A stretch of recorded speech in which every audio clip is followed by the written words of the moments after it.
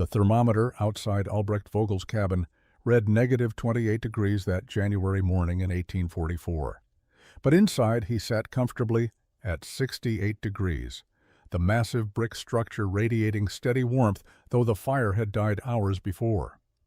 His neighbors huddled miserably around smoky fireplaces a quarter-mile away, having no idea the German contraption they had mocked all summer was about to change everything they knew about surviving winter. Before we begin, let us know where you're watching from, and if stories of forgotten frontier wisdom speak to you, hit that subscribe button, because tomorrow's tale is even more remarkable than this one. Albrecht Vogel woke to silence on the morning of January 15, 1844. No wind howled against the cabin walls. No branches cracked under the weight of ice. The blizzard that had raged for 3 days had finally exhausted itself, leaving behind a world buried under 2 feet of fresh snow and temperatures that could kill an exposed man in minutes. He lay still under his wool blankets, noticing something that would have seemed impossible to his neighbors.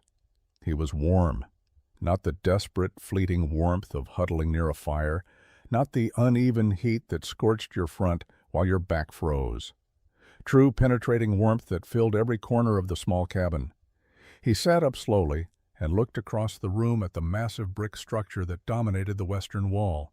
The German masonry stove stood silent. No flames flickered behind the glass door of its firebox. No smoke rose from its chimney. The last fire had burned out around midnight, more than 6 hours ago, yet the bricks still radiated heat like a gentle summer sun. Albrecht stood and walked barefoot across the wooden floor to the stove. He placed his palm flat against the brick surface.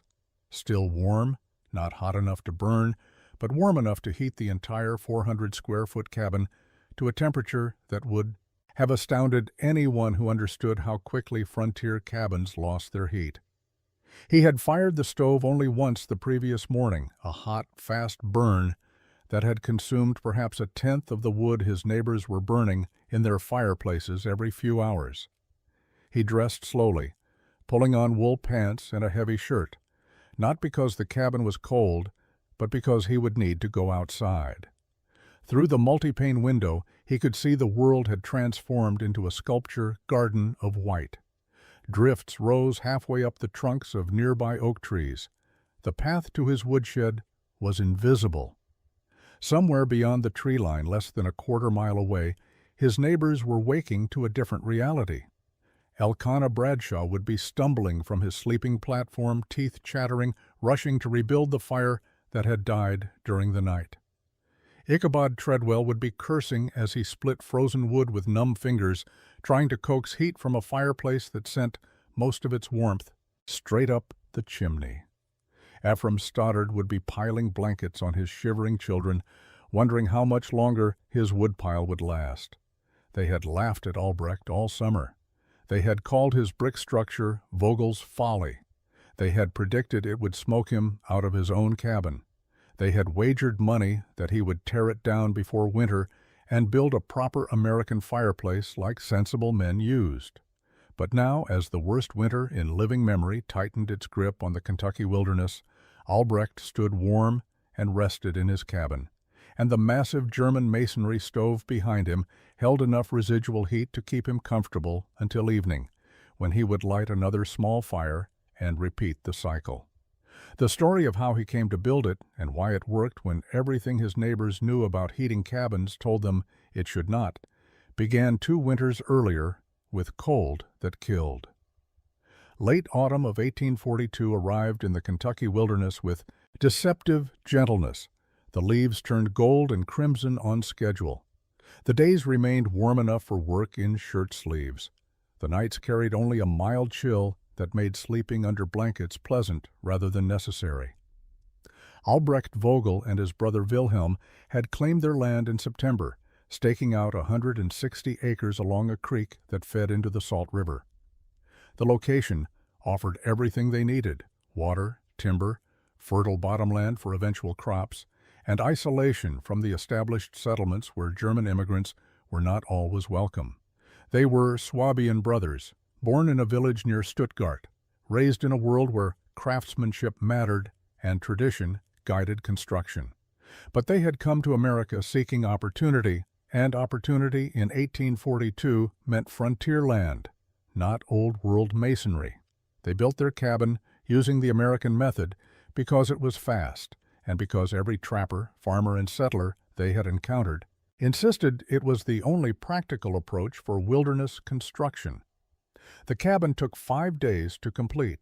They felled 32 logs from straight pines growing near the creek. They notched the ends using the saddle joint technique a helpful neighbor had demonstrated. They stacked the logs, chinked the gaps with mud and moss, and built a fireplace from stones gathered along the creek bed.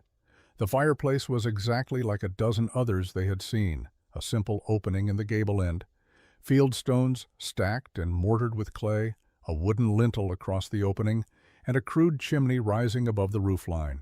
It drew smoke adequately and radiated heat when fed constantly. It seemed perfectly sufficient. Wilhelm, who was 2 years younger than Albrecht's 34 years, had been enthusiastic about their American adventure. He learned English faster than Albrecht. He adapted more readily to frontier methods. He laughed more easily at their mistakes. On the November evening when they finished the cabin and lit their first fire, Wilhelm had declared it the finest home they had ever built, even though both of them knew it was crude compared to the stone and timber houses of their Swabian village. The first cold arrived in mid-December. Not the brutal, killing cold that would come later, but a persistent chill that dropped nighttime temperatures below freezing and made the cabin uncomfortable despite the fire burning constantly in the fireplace. Albrecht noticed immediately how inefficient the design was. The fire consumed enormous amounts of wood. The heat radiated outward for perhaps 6 feet, then dissipated. The walls near the fireplace grew warm, but the opposite wall remained cold enough that water left in a cup overnight would freeze. They burned through their initial woodpile in 3 weeks and spent January cutting more. Wilhelm developed a cough in early January. Nothing serious at first, just a persistent hack that worsened in the frigid mornings when the fire had died overnight. He would wake shivering, rekindle the fire, and huddle near the flames until warmth returned.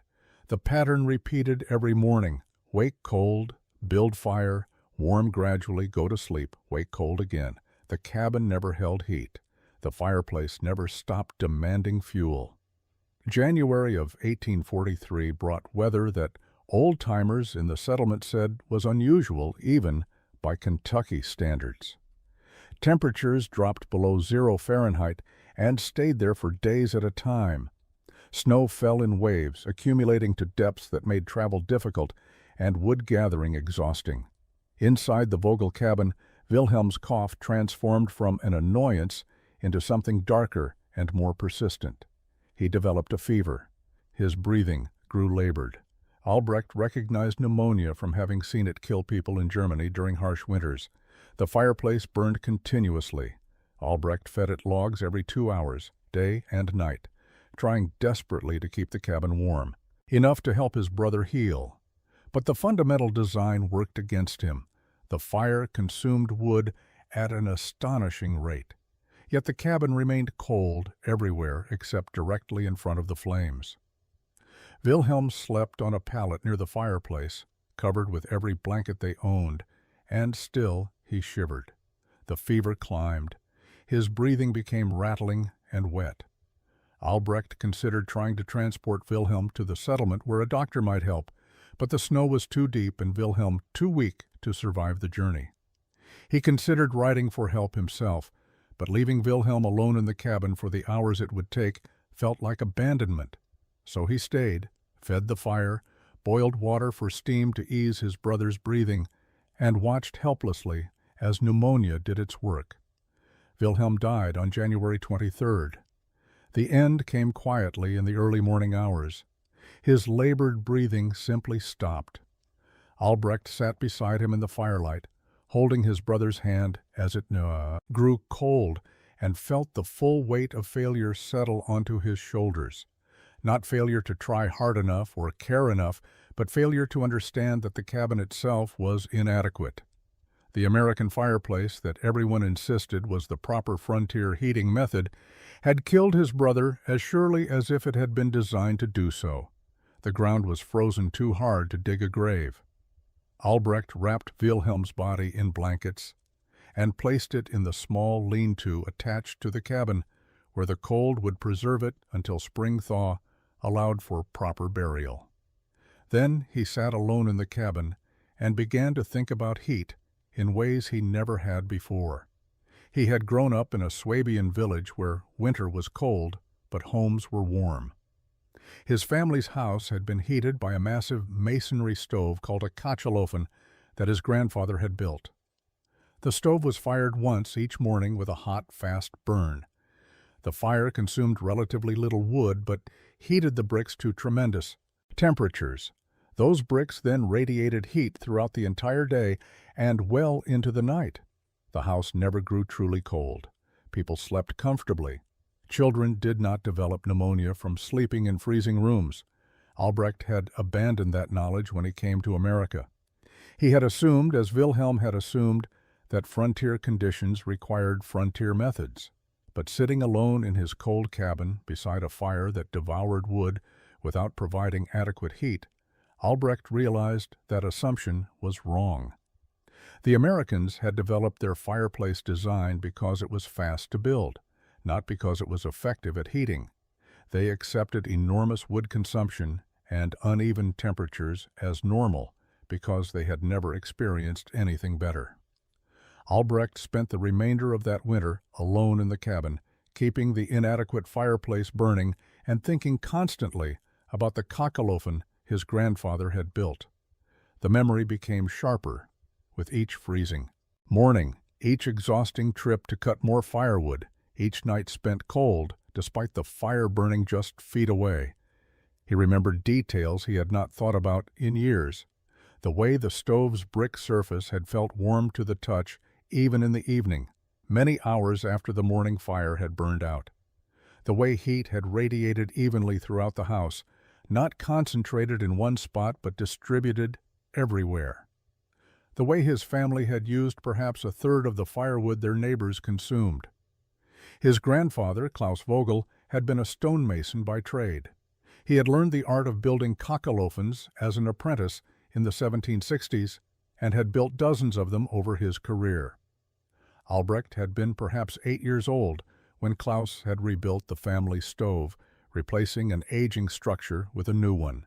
He remembered watching the old man work, laying brick with obsessive precision, explaining principles that meant nothing to a child but which now seemed critically important. The key was thermal mass. Klaus had explained it in simple terms. Fire creates heat. Most of that heat escapes up the chimney and is wasted, but if you force the hot smoke to travel through channels inside a massive brick structure before it exits, the bricks absorb the heat. Bricks hold heat far longer than air or metal. A brick heated to high temperature will radiate that heat slowly over many hours. Therefore, a large mass of brick, properly designed, becomes a storage battery for heat. You charge it with a hot fire in the morning, and it powers your heating needs all day and night. American fireplaces ignored this principle entirely. They allowed hot smoke and flames to rise straight up the chimney. Perhaps 10 or 20% of the fire's heat radiated into the room. The rest was wasted. The stone or brick that formed the fireplace provided some thermal mass, but it was minimal and positioned inefficiently. The result was a heating system that required constant feeding and provided inadequate, uneven warmth. Albrecht tried to remember the specific design of his grandfather's stove. It had been large, perhaps 8 feet wide and reaching nearly to the ceiling. It had featured a firebox with a door that could be closed during burning, forcing the fire to burn hot and completely rather than smoky and wasteful. Above and behind the firebox, hidden within the brick structure, had been a series of channels. The smoke and hot gases from the fire had traveled through these channels in a serpentine path, heating the bricks along the entire route before finally exiting through a chimney at the back. The front of the stove had included a secondary chamber, a baking oven, that used the waste heat from the main firebox. His mother had baked bread there every week. The oven maintained perfect baking temperature for hours after the fire had died. Below the firebox had been an ash drawer for easy cleaning. Extending from the base had been a bench, a sitting area where the bricks were slightly cooler but still warm enough to provide comfortable seating even in the coldest weather. Spring arrived slowly in 1843. The snow melted in patches, revealing mud and dead grass.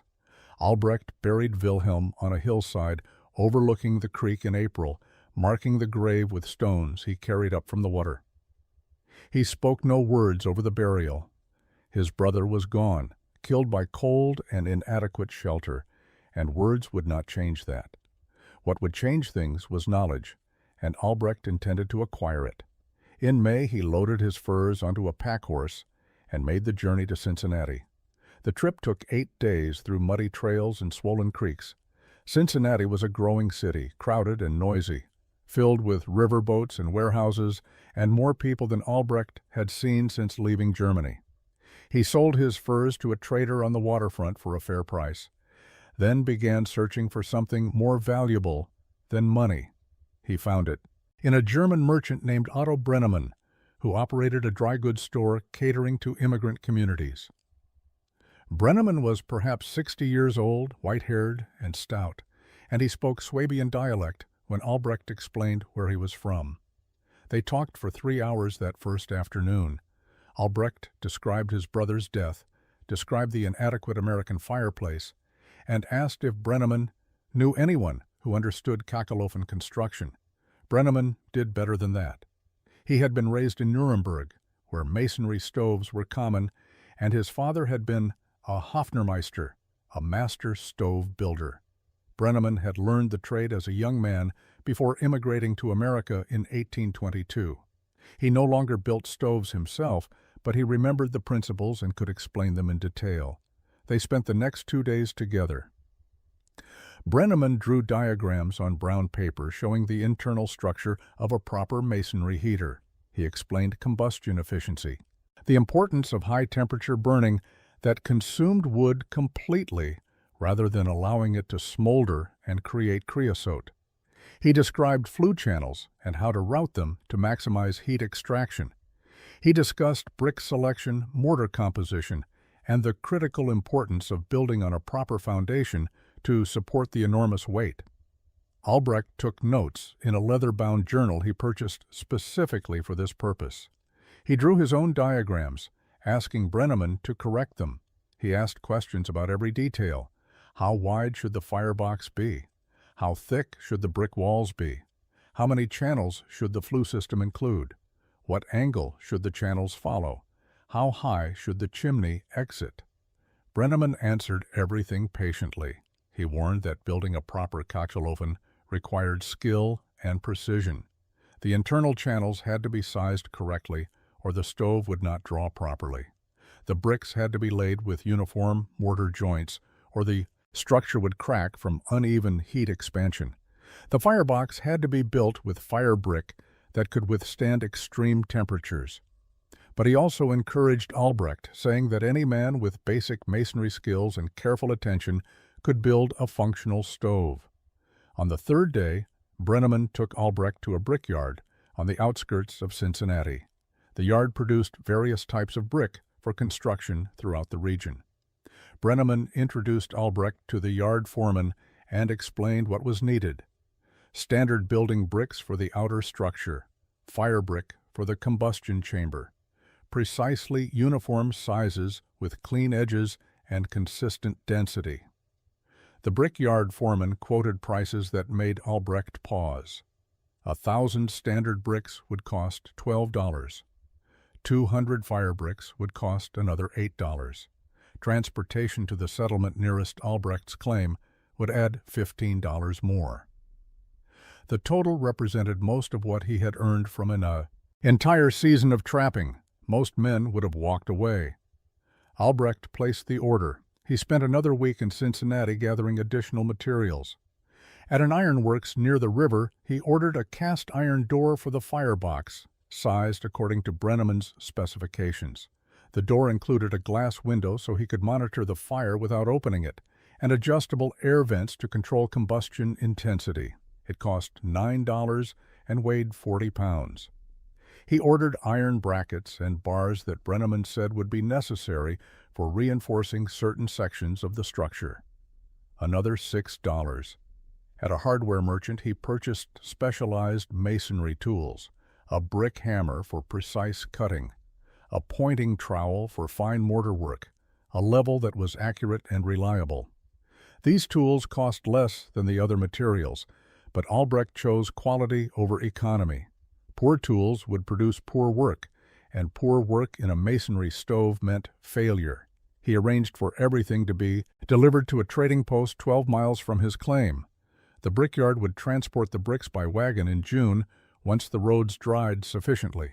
The ironworks would include his door and brackets with their regular shipment to the same trading post. Albrecht would need to make multiple trips with his horse to haul everything to his cabin, but that was manageable. Before leaving Cincinnati, he visited Brenneman one final time. The old merchant gave him a sealed jar of lime putty for mortar, enough to begin work, and a letter of introduction to a lime dealer in Louisville in case Albrecht needed more. Brenneman also gave him something unexpected, a set of decorative tiles, each bearing a star pattern in blue and white. They were old, brought from Germany decades earlier, never sold because Americans had no use for such things. "For your stove," Brenneman said in German, "every proper Kachelofen has decoration. It honors the craft." Albrecht accepted the tiles, though he suspected his frontier neighbors would see them as further evidence of foolishness.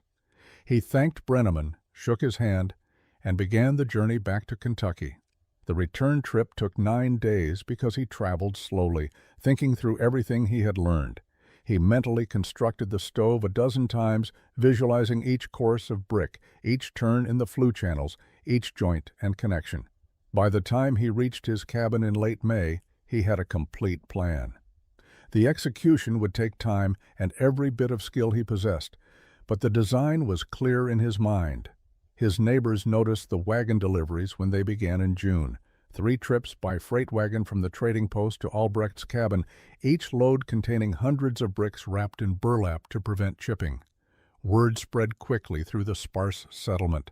Vogel was building something with actual bricks, not fieldstone. Vogel had spent serious money on construction materials.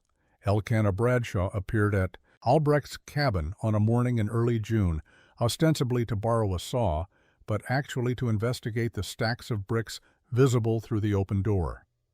Elkanah was a Virginian, 40 years old, who had been in Kentucky for 5 years and considered himself an authority on proper frontier construction.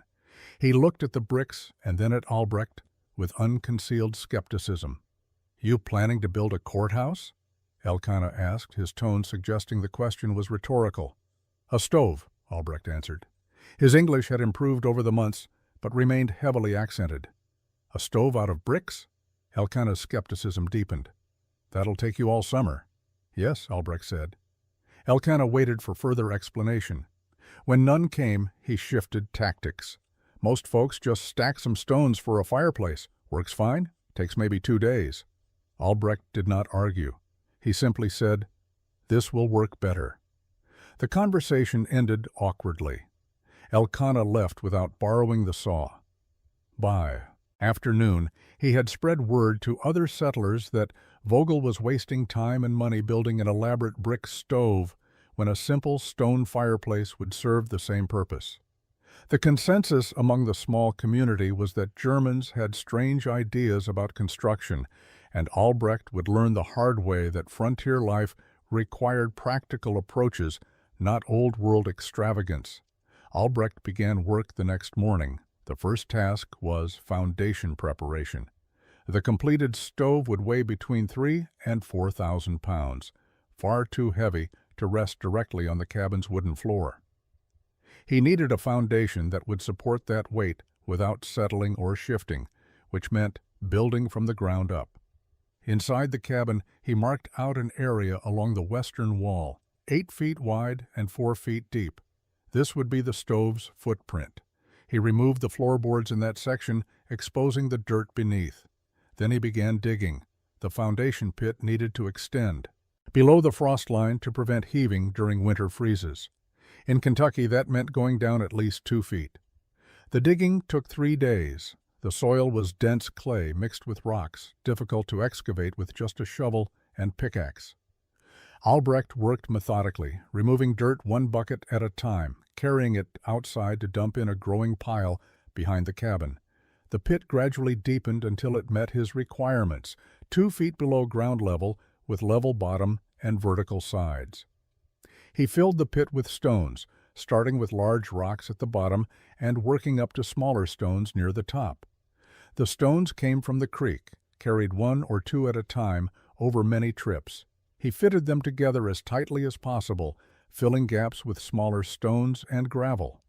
The result was a solid compressed mass that would not settle under weight. Over the stone-filled foundation pit, Albrecht laid a bed of mortar and began setting bricks. The mortar was a mixture of lime putty, sand, and water, proportioned according to Brenneman's instructions. 3 parts sand to 1 part lime, with just enough water to create a workable consistency that would neither slump nor crumble. He mixed small batches to ensure the mortar remained fresh and workable. The first course of bricks formed the base of the structure, set perfectly level using his new tool. Each brick was positioned carefully, tapped into place with the handle of his trowel, and checked for alignment with the surrounding bricks. The mortar joints between bricks were exactly ½ an inch thick, no more and no less. Consistent joint thickness was critical for both structural strength and even heat distribution. Albrecht worked slowly. A skilled mason might have laid 200 bricks in a day. Albrecht managed perhaps 80. He was not slow from lack of skill, but from absolute attention to precision. Every brick was checked for level in 2 directions. Every joint was filled completely with mortar, with excess scraped away, and the joint surface smoothed to a slight concave shape that would shed water. Ichabod Treadwell stopped by on the 3rd day of bricklaying. Ichabod was younger than Elkanah, perhaps 30, and had arrived in Kentucky only the previous year. He watched Albrecht work for several minutes before speaking. "That's a lot of fuss for a fireplace," Ichabod observed. "Not a fireplace," Albrecht said without looking up from his work. "A masonry heater." "What's the difference?" Albrecht paused and straightened, his back stiff from bending over the low wall. He attempted to explain in his limited English. "Fireplace loses heat up chimney. This keeps heat in bricks. Burns small fire, stays warm long time." Ichabod looked dubious. "Sounds like a lot of work for the same result." "Not same," Albrecht said. "Better." "If you say so." Ichabod's tone suggested he did not believe it. "How long's this going to take you?" "Maybe 2 months?" Ichabod laughed. "I built my whole cabin in 5 days. You're spending 2 months on a stove?" Albrecht returned to his bricklaying. "Yes." The conversation ended there. Ichabod left, and Albrecht continued setting bricks. He had no interest in defending his choices to men who had never experienced proper heating. They would understand when winter came, or they would not. Either way, he would have a warm cabin. The base platform took a week to complete. It rose 2 feet above the cabin floor, creating a solid foundation for the stove structure above. The platform extended slightly beyond where the stove walls would rise, creating a hearth area in front of the firebox. With the platform complete, Albrecht began building the firebox chamber. This was the heart of the entire system, where wood would burn at extreme temperatures. The chamber walls were built from fire brick, a specialized material formulated to withstand heat that would crack or crumble ordinary brick. Fire brick was denser and heavier than standard brick, pale yellow rather than red. The firebox chamber measured 18 inches wide, 24 inches deep, and 20 inches tall. Brenneman had explained that firebox size affected combustion efficiency. Too small, and the fire could not develop sufficient heat. Too large, and heat was wasted. Above the firebox chamber, Albrecht began constructing the feature that would define the stove's performance: the internal flue system. This network of channels would route hot smoke through the brick mass before allowing it to exit through the chimney. The design was complex, requiring careful planning and precise execution. The principle was straightforward. Hot gases from the fire, instead of rising straight up and out, would be forced to travel horizontally through channels built into the stove structure. These channels would snake back and forth, rising gradually, maximizing the contact between hot gases and brick surfaces. The bricks would absorb tremendous amounts of heat during this process. After the fire burned out, those heated bricks would radiate their stored energy for hours. Albrecht built the first horizontal channel directly above the firebox. The channel was 4 inches tall and ran the full width of the stove, approximately 6 feet. He created it by laying bricks to form the channel bottom, then placing thin flat stones across the top as a ceiling, then continuing with more bricks above. The hot gases would flow through this channel from front to back. At the rear of the first channel, he built a vertical rise, a chimney-like passage that allowed gases to climb to the next level. Then he constructed a second horizontal channel that ran from back to front, parallel to the first but 8 inches higher. The gases would travel backward through this channel. Another vertical rise at the front led to a third horizontal channel running back again. The serpentine pattern continued upward. Each channel was slightly smaller than the one below as the gases cooled and contracted. By the time the smoke reached the final channel near the top of the stove, approximately 6 feet above the firebox, the gases had traveled through perhaps 20 feet of horizontal channels and given up most of their heat to the surrounding brickwork. Building these internal channels required meticulous attention. The channel walls had to be smooth to allow gases to flow freely. The channel ceilings had to be strong enough to support the brick courses above. Every joint had to be sealed completely because any air leak would disrupt the flow pattern and reduce efficiency. Elkanah returned during this phase of construction, bringing Ichabod with him. They watched Albrecht work on the internal channels with expressions of profound confusion. "What in creation are you doing?" Elkanah asked. Albrecht attempted to explain the flue system, using gestures to indicate how the smoke would travel through the channels. His English failed him at the technical details, and he could see neither man understood. "Smoke goes up," Ichabod said flatly. "That's what smoke does. You're building sideways channels. It'll never draw. You're going to smoke yourself out of your own cabin." "It will draw," Albrecht said, though he felt a flicker of doubt. Brenneman had assured him the design would work, but Albrecht had never built one himself. He was relying entirely on theory and instructions from a man he had known for 3 days. "I'll wager $5 this contraption doesn't work," Elkanah said. "Anyone foolish enough to bet against me?" No one took the bet. The 2 men left, shaking their heads. Albrecht continued building channels. By late July, the internal flue system was complete, and Albrecht began work on the secondary chamber, a baking oven integrated into the front face of the stove. This feature would use waste heat from the firebox, capturing warmth that would otherwise be lost and making it available for cooking. The concept was traditional in German stove, designed but completely foreign to American frontier construction. The oven chamber sat beside and slightly above the firebox, separated by a wall of brick, but connected through carefully designed openings that allowed hot air to circulate. During the initial burn in the firebox, heat would flow into the oven chamber, raising its temperature to levels suitable for baking bread. After the firebox fire died, the oven would retain heat for many hours, maintaining baking temperature long after flames were gone. Albrecht built the oven chamber with the same precision he had applied to every other component. The interior dimensions were 14 inches wide, 16 inches deep, and 12 inches tall, large enough to accommodate 2 loaves of bread side by side. The floor was smooth fire brick. The ceiling was an arch constructed by temporarily supporting the bricks on a wooden form until the mortar set and the arch became self-supporting. The oven door was a small cast-iron rectangle he, from a mason, had purchased in Cincinnati, 6 inches by 8 inches, with a simple latch mechanism. He set it into the brick face at exactly the right height, surrounding it with a decorative border using 2 of Brenneman's star-pattern tiles. The tiles seemed frivolous, but they served a practical purpose by marking the oven location and adding visual interest to what would otherwise be a plain brick face.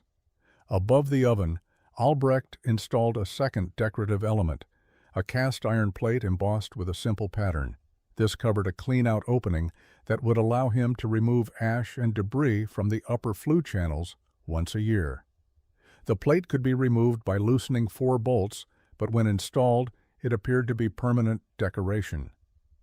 The front face of the stove began to take shape as these elements came together. The large firebox opening dominated the lower section, its cast-iron door with glass window reflecting light. The smaller oven door sat beside it at waist height.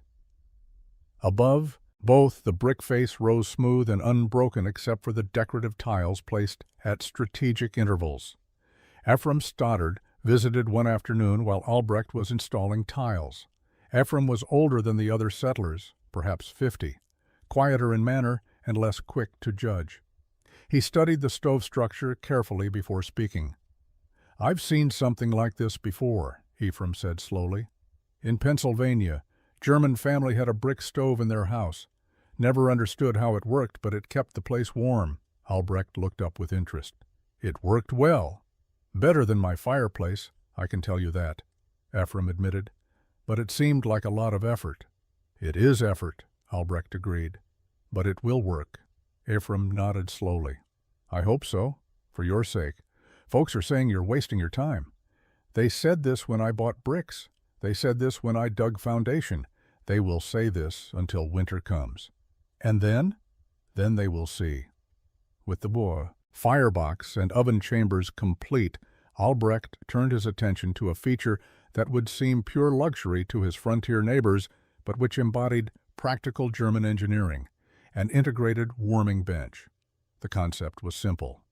The lower portion of the stove, where bricks absorbed heat from the firebox directly below and from rising gases passing through adjacent flue channels, could serve double duty as heated seating. Albrecht extended the brick platform forward from the stove face, creating a bench that projected 3 feet into the room. The bench top was smooth brick, comfortable enough for sitting when covered with a folded blanket or fur. The front face of the bench included an alcove, an open space beneath the seating area designed for firewood storage. This alcove served 2 purposes. It provided convenient fuel storage close to the stove, and it allowed air to circulate beneath the stored wood, drying it thoroughly before burning. The engineering was more sophisticated than it appeared. The bench structure incorporated hollow spaces that connected to the stove's lower flue channels. Warm air circulated through these spaces, heating the bench mass without creating temperatures high enough to be uncomfortable for sitting. A person could sit on the bench for hours, absorbing gentle radiant heat, while the stove continued its work of heating the entire cabin. Albrecht built the bench with the same meticulous care he had applied to every other component. The brickwork was precise. The joints were uniform. The surfaces were smooth and level. He placed 2 more of Brenneman's decorative tiles on the front face of the bench, the blue and white stars adding visual interest to the functional structure. When Elkanah saw the bench during one of his periodic visits to monitor Albrecht's progress, he laughed outright. "You're building furniture out of bricks now? What's next, a brick bed?" Albrecht did not respond. He continued working, setting the final course of brick along the bench top. The mockery had become routine. Every addition to the stove prompted similar reactions from neighbors who viewed anything beyond basic necessity as wasteful extravagance. But Albrecht understood something his critics did not. Comfort mattered. A man who could sit warm on a winter evening, a man who did not need to huddle directly against a fire to avoid freezing, was a man who could think clearly, work productively, and maintain his health through the harsh months. The bench was not luxury. It was intelligent design that recognized human needs beyond mere survival. The stove structure now rose nearly 7 feet from the cabin floor. The mass of brick was substantial, imposing, and utterly unlike anything else in the settlement. It dominated the western wall of the cabin, and its weight pressed down through the carefully constructed foundation into the earth below. The internal flue channels were invisible, hidden within the brick mass. The firebox and oven openings faced into the room. The bench extended forward, waiting for winter and vindication. The chimney required special attention. Unlike American fireplaces where smoke rose directly from the fire into a wide stone flue, Albrecht's design collected exhaust gases after they had traveled through the entire serpentine channel system. By the time smoke reached the chimney entrance at the rear top of the stove, it had cooled significantly and given up most of its heat to the brick mass. The chimney itself was modest in size, only 6 inches square internally. This was adequate because the volume of gases had contracted as they cooled, and because the design did not need to handle the enormous draft requirements of a direct venting fireplace. Albrecht built the chimney from standard brick, carrying it straight up through the cabin roof with careful flashing to prevent leaks. At the top, he constructed a simple cap to keep rain and snow out while allowing smoke to exit freely. The chimney extended 3 feet above the roofline, high enough to prevent downdrafts, but not so tall as to require elaborate support. When finished, the chimney was nearly invisible from ground level, hidden behind the cabin's peaked roof. Inside the cabin, Albrecht installed the cast-iron firebox door. The door hung on heavy hinges that Brenneman had specified, hinges designed to withstand repeated heating and cooling without warping or failing. The glass window in the door was thick, heat-resistant glass that would allow him to monitor combustion without opening the door and losing heat. Below the door, he installed an ash drawer, a metal box that slid out for easy cleaning of accumulated ash from the firebox floor. He completed the exterior surface of the stove by carefully pointing all visible mortar joints. This was detailed work requiring a small trowel and steady hands. He filled any minor gaps, smoothed rough spots, and created uniform joint lines that pleased the eye. The result was a structure that looked as professional as anything built in a German village, despite being constructed in a Kentucky wilderness cabin by a single man working alone. In early September, 3 months after beginning construction, Albrecht stood back and examined the completed stove. The structure weighed approximately 3,500 pounds. It contained roughly 900 individual bricks. The internal flue system included 6 horizontal channels, totaling nearly 30 feet of travel distance. The firebox could hold enough wood for a 2-hour hot burn. The baking oven could accommodate 4 loaves of bread. The warming bench could seat 2 adults comfortably. The entire construction had cost him $47 in materials plus 3 months of labor. His neighbors universally considered it an absurd waste of resources. Albrecht knew they were wrong, but he also knew that explanations were pointless. The stove would speak for itself when winter came. On September 12, 1843, with the mortar fully cured and the structure complete, Albrecht prepared to light the first fire in his German masonry stove.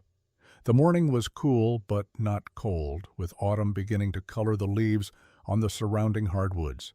Inside the cabin, the massive brick structure stood ready, its surfaces still bearing the pale dust of dried mortar. Albrecht had gathered dry kindling and split oak logs over the previous days.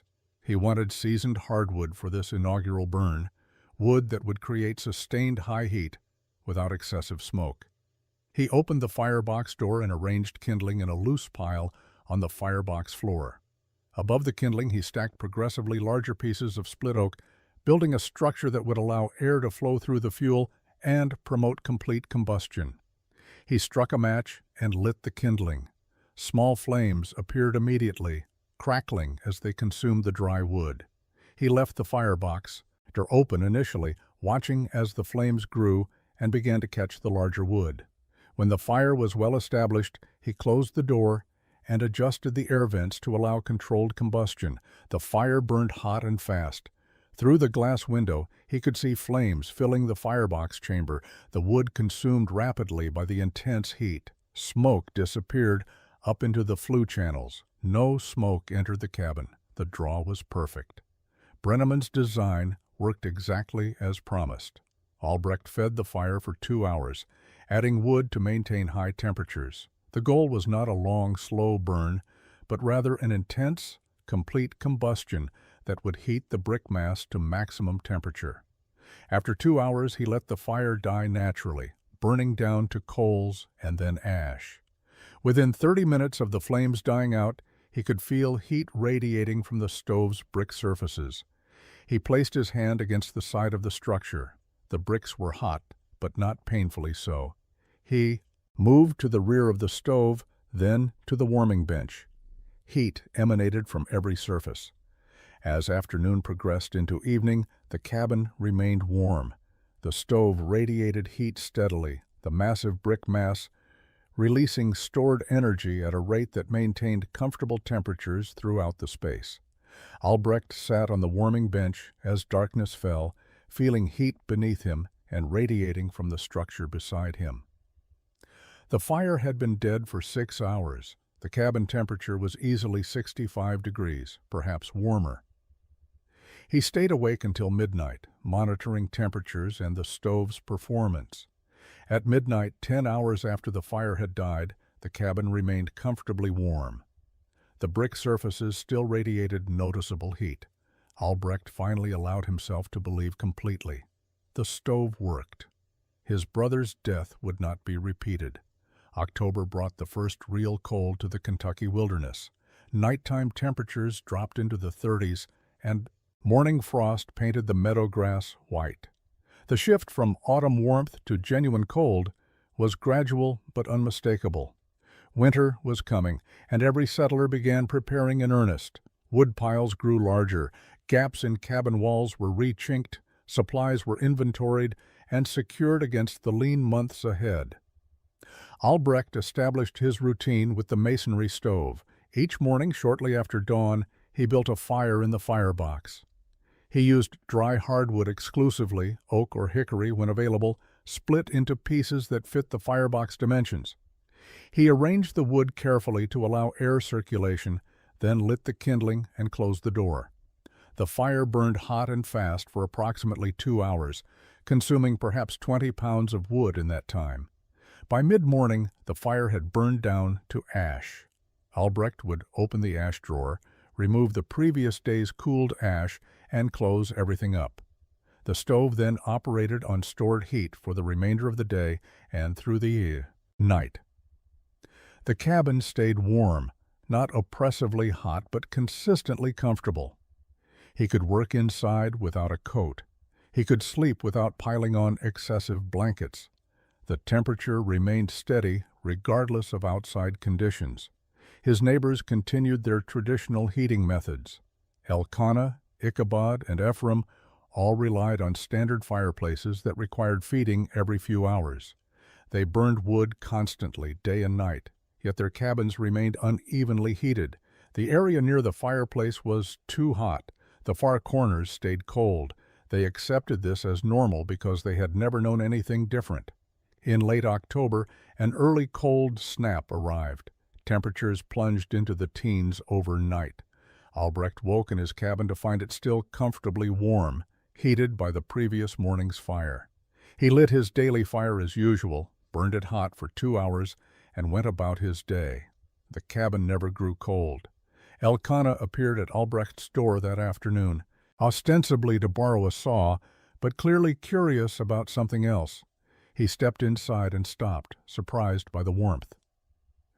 "You've got a fire going?" Elkanah asked, looking toward the stove. "This morning," Albrecht said, now finished. Elkanah moved closer to the stove, holding his hands near the brick surface. "It's still warm." "How's that possible? Fire's been out for hours." "Bricks hold heat," Albrecht explained simply. "Release slow." Elkanah circled the structure, touching various surfaces, clearly trying to understand. He said nothing more about it, but his skepticism had shifted slightly. He was no longer certain the German stove was foolishness. He left without borrowing the saw, and Albrecht suspected the visit had never been about tools. As November arrived and temperatures continued dropping, the difference between Albrecht's heating system and standard fireplaces became increasingly apparent. Albrecht burned perhaps 1 cord of wood per month. His neighbors burned 3 or 4 cords in the same period. Albrecht's cabin maintained consistent warmth. His neighbors' cabins fluctuated wildly between too hot and too cold. The evidence was accumulating, but pride prevented most men from acknowledging they had been wrong about the brick stove. December of 1843 brought weather that exceeded even the harsh conditions of the previous winter. Snowfall began in early December and continued intermittently throughout the month. By Christmas, snow lay 3 feet deep across the level ground, with drifts reaching 6 or 8 feet in protected areas. The temperature dropped and stayed down. Single digits became normal. 0 became common. Negative temperatures arrived in early January and persisted for weeks. The settlement's scattered cabins became islands of struggling warmth in a frozen landscape. Fireplaces burned continuously, consuming wood at rates that depleted carefully gathered supplies. Men ventured out in dangerous cold to cut more wood, risking frostbite and exhaustion. Inside the cabins, families huddled near fires that provided inadequate heat. Children slept in multiple layers of clothing under piles of blankets. Adults took turns tending fires through the night to prevent them from dying and leaving the cabin to freeze. Albrecht's cabin remained an exception. He continued his routine of 1 hot fire each morning. The stove's thermal mass, heated to high temperature during the morning burn, radiated warmth throughout the day and well into the night. Even in the coldest weather, when outside temperatures reached -20 degrees, the cabin maintained an internal temperature near 70 degrees. He wore normal clothing indoors. He slept comfortably under reasonable bedding. His wood consumption remained minimal. By mid-January, the contrast was impossible to ignore. Elkanah's woodpile, which had seemed adequate in autumn, was more than half gone. Ichabod had already exhausted his initial supply and was cutting fresh wood in brutal conditions, a dangerous and exhausting task. Ephraim, older and less physically capable, was rationing his wood use, allowing his cabin to grow colder to make his supply last longer. On January 28th, the coldest night of the winter arrived. The temperature dropped to -32 degrees. Wind howled across the frozen landscape. Snow driven by the wind created whiteout conditions that made travel impossible and dangerous. Inside their cabins, settlers burned every scrap of wood they could spare, yet their homes remained brutally cold. Albrecht woke that morning in his usual comfort. He built his morning fire, burned it hot, and settled in to wait out the storm. The stove radiated heat steadily. The cabin stayed warm. He spent the day reading, maintaining tools, and preparing food using the stove's baking oven. Outside, the world was frozen and hostile. Inside, he was comfortable and safe. That night, long after dark, someone knocked urgently on his door. Albrecht opened it to find Ephraim Stoddard standing in the brutal cold, his face wrapped in a scarf, ice coating his beard and eyebrows. "My family," Ephraim said through chattering teeth. "We're freezing. Wood's almost gone. Can we shelter here until morning?" Albrecht pulled Ephraim inside and closed the door against the killing cold. Ephraim stood just inside the entrance, shaking violently from cold and exhaustion. Ice coated his clothing. His hands were clumsy and nearly useless from the beginning stages of frostbite. He had walked a quarter mile through -32-degree temperatures and whiteout conditions to reach Albrecht's cabin. "Your family is still at your cabin?" Albrecht asked. "Yes," Ephraim managed through chattering teeth. "Told them to stay by the fire, but the fire won't last. We're out of wood." Albrecht made quick decisions. "Sit by the stove. Warm yourself. I will bring them here." He dressed in his heaviest clothing, wrapped up scarf around his face, and pulled on thick mittens. He took a rope from his supplies, knowing that visibility in the storm was nearly zero, and a man could become disoriented and lost within yards of his destination. He tied one end of the rope to his doorframe and held the other end as he stepped out into the blizzard. The cold was breathtaking, painful to breathe, dangerous beyond description. Albrecht moved as quickly as conditions allowed, following the route he knew led to Ephraim's cabin. The rope played out behind him. Snow and wind made seeing impossible beyond a few feet. He navigated by memory and occasional glimpses of familiar landmarks.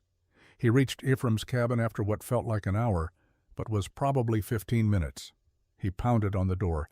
Ephraim's wife opened it, her face showing relief and fear. Behind her, 3 children huddled near a dying fire in a cabin that was barely warmer than the outside air. "Come," Albrecht said. "Follow the rope. Stay together." They bundled the children in every available piece of clothing and blankets. Albrecht led them out, following the rope back toward his cabin. The journey was slow and difficult. The children struggled in the deep snow. The wind threatened to knock them down, but the rope guided them surely, and eventually they stumbled through Albrecht's door into warmth that felt miraculous after the brutal cold outside. The family stood in the center of the cabin, stunned by the temperature difference. Ephraim's wife began crying quietly. The children, 2 boys and a girl ranging from perhaps 5 to 12 years old, moved immediately toward the brick stove, holding their hands near its warm surface. Albrecht prepared tea using water heated on the stovetop. He gave the children blankets and settled them on the warming bench where they could absorb heat safely. Ephraim's wife sat beside them, her expression shifting from relief to something else, as she looked around the cabin and understood what she was experiencing. "How is it this warm?" she asked. "Your fire isn't even burning." "Burned this morning," Albrecht said. "Bricks hold heat." They stayed through the night. The children fell asleep on the bench, warm and comfortable for the first time in weeks. Ephraim and his wife sat talking quietly with Albrecht, asking questions about the stove, understanding gradually that what they had mocked as German foolishness was actually sophisticated engineering that solved the fundamental problem of frontier heating. The brutal winter finally released its grip in late March of 1844. Snow melted in earnest, turning trails to mud and creeks to torrents. The temperature climbed above freezing and stayed there. Settlers emerged from their cabins, taking stock of damage and losses. Several families had lost livestock to the cold. Wood supplies were exhausted.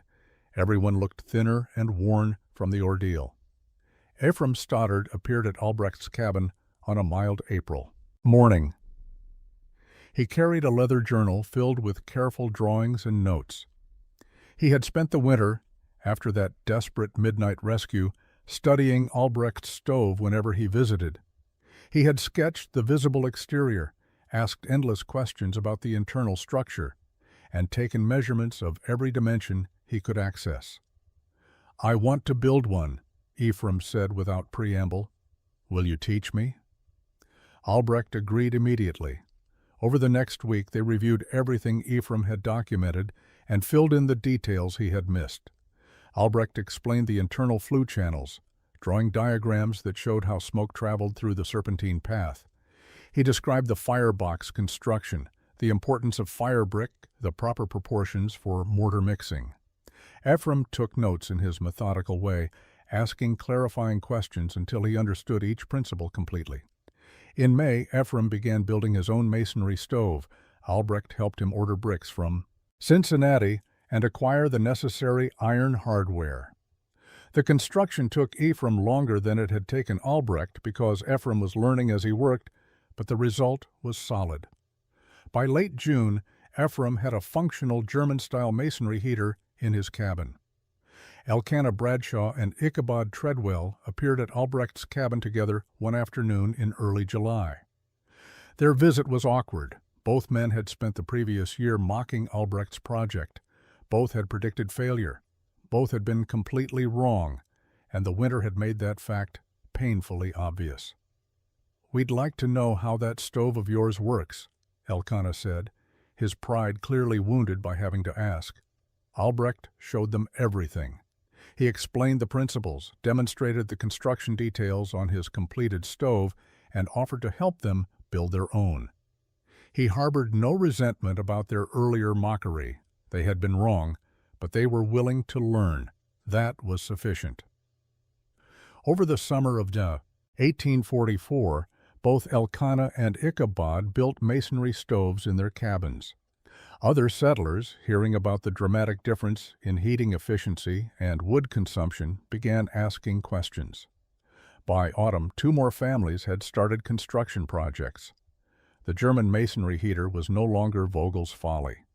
It was becoming the preferred heating method for anyone who understood its advantages and was willing to invest the time and effort to build it properly. The transformation was quiet and organic. No one announced that the Germans had been right all along. No one explicitly apologized for the mockery. But action spoke clearly. Men who had laughed at brick stoves in summer were building brick stoves in summer. The technique spread not through persuasion, but through undeniable results. 5 years passed. The settlement along the Salt River grew slowly, adding new families as word spread about available land and reasonable neighbors. By 1849, 12 cabins dotted the area within a 5-mile radius. 9 of those cabins contained German-style masonry heaters. The exceptions were families too poor to afford the brick and iron hardware, or too transient to invest months in construction they might abandon. Wood consumption across the settlement had dropped dramatically. Where the community had once harvested timber aggressively, depleting nearby forests, the reduced heating needs allowed forest recovery. Men spent less time cutting wood and more time on productive activities.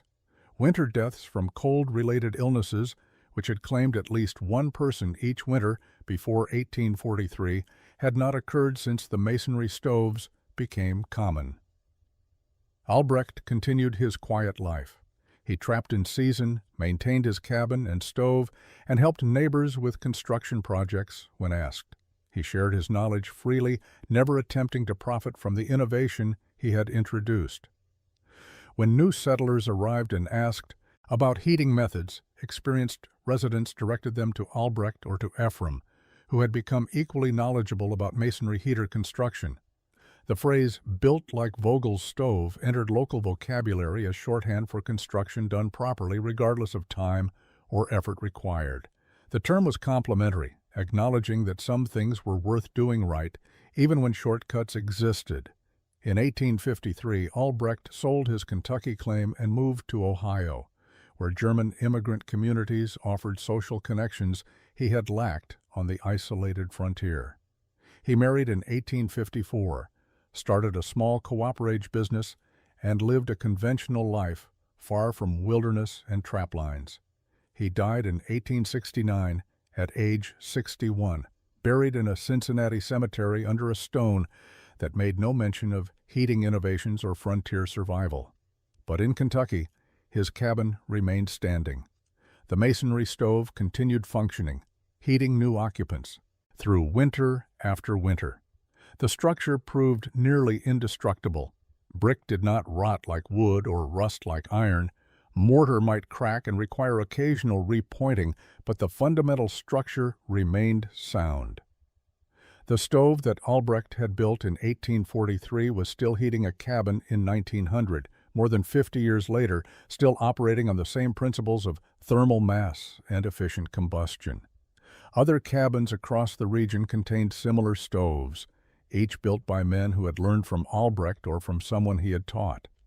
The innovations spread beyond Kentucky, carried by settlers moving west who built masonry heaters in Missouri, Iowa, and beyond. The technique never became universal because it required skill, time, and investment that many frontier settlers could not manage. But it persisted in communities where German immigrants settled and shared their traditional knowledge. The story of Albrecht Vogel demonstrates that the best solutions often come from respecting accumulated wisdom rather than assuming new circumstances require new methods. His neighbors had developed frontier heating techniques that were fast to build but inefficient to operate. Albrecht had remembered that his ancestors had solved the same problem centuries earlier with better engineering. The mockery he endured came from men who mistook tradition for progress and shortcuts for innovation. The validation came from physics and results that could not be argued with. Cold winters sorted effective heating from inadequate heating with brutal honesty.